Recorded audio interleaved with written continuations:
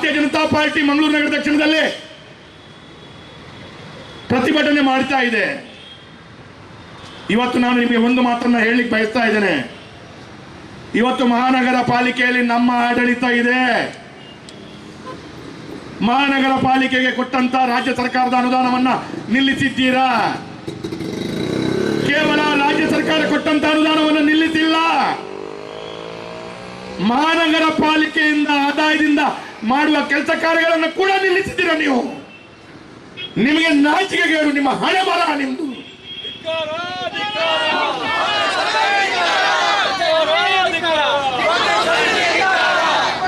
ಮಹಾನಗರ ಪಾಲಿಕೆಯ ಆಡಳಿತ ಮಾಡುವಂತಹ ಸಂದರ್ಭದಲ್ಲಿ ಮಹಾನಗರ ಪಾಲಿಕೆಯ ಆಡಳಿತದಲ್ಲಿ ಜನರ ತೆರಿಗೆ ಹಣದಿಂದ ಸಂಗ್ರಹಿಸಿದ ಅನುದಾನದ ಮುಖಾಂತರ ಅಭಿವೃದ್ಧಿ ಮಾಡಬೇಕು. ಇನ್ನು ಕೆಲವೇ ದಿವಸಗಳಲ್ಲಿ ಮಳೆಗಾಲ ಪ್ರಾರಂಭ ಆಗುತ್ತೆ. ಅಲ್ಲಲ್ಲಿ ಅರ್ಧ ಕೆಲಸಗಳು ಮಾಡಿ ನಿಂತಿವೆ. ಆ ಕೆಲಸಗಳು ಸಂಪೂರ್ಣ ಮಾಡಬೇಕಾದ್ರೆ ನೀವು ಕೊಟ್ಟಂತ ಆದೇಶವನ್ನು ಹಿಂಪಡೆದುಕೊಳ್ಬೇಕು.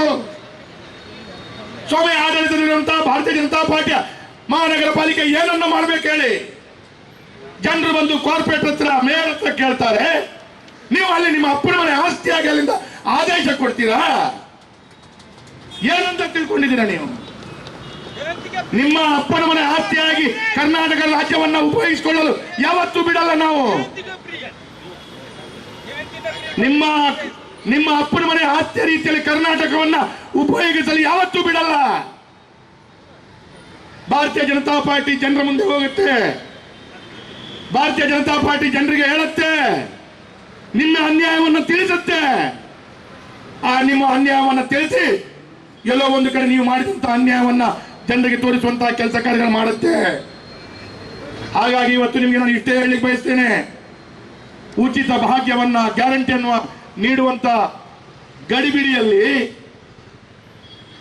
ರಾಜ್ಯದ ಬೊಕ್ಕಸಕ್ಕೆ ಹೊರೆ ಮಾಡಿದ್ದು ಮಾತ್ರವಲ್ಲದೆ ಎಲ್ಲ ಅಭಿವೃದ್ಧಿ ಕೆಲಸ ಕಾರ್ಯಗಳನ್ನು ನಿಲ್ಲಿಸಿದ್ದು ಮಾತ್ರವಲ್ಲದೆ ಇವತ್ತು ಹಾಲಿನ ಪ್ರೋತ್ಸಾಹಧನವನ್ನ ಕಡಿತ ಮಾಡಿದ್ದು, ರೈತರಿಗೆ ಅನ್ಯಾಯ ಮಾಡಿದ್ದು. ಆ ರೈತರು ಪಾಪ ಕಣ್ಣೀರು ಹಾಕ್ತಾ ಇದ್ದಾರೆ. ಎಲ್ಲೋ ಒಂದು ಕಡೆ ಯಡಿಯೂರಪ್ಪ ಕೊಟ್ಟವರು, ಎಲ್ಲೋ ಒಂದು ಕಡೆ ಬೊಮ್ಮಾಯಿ ಕೊಟ್ಟದ್ದನ್ನ ಈ ಮೂರ್ಖ ಸರ್ಕಾರ ಕಡಿತ ಮಾಡ್ತಾ ಇದೆ ಅಂತೇಳಿ ಕಣ್ಣೀರು ಹಾಕ್ತಾ ಇದ್ದಾರೆ. ಹಾಗಾಗಿ ಪ್ರೋತ್ಸಾಹ ಧನವನ್ನ ನಿಲ್ಲಿಸಿದ್ದೀರಿ. ಕರೆಂಟ್ ಬಿಲ್ ಅನ್ನ ಏರಿಕೆ 70 ಪೈಸೆ ಮಾಡಿದ್ದೀರಿ.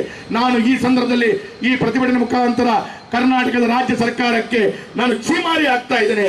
ನಾನು ಆಗ್ರಹ ಮಾಡ್ತಾ ಇದ್ದೇನೆ, ತಾಕತ್ತಿದ್ರೆ ತಮ್ಮಿದ್ರೆ ಇದನ್ನು ಸರಿಪಡಿಸಿಕೊಳ್ಳುವಂತಹ ಕೆಲಸ ಕಾರ್ಯಗಳನ್ನು ಮಾಡಿ.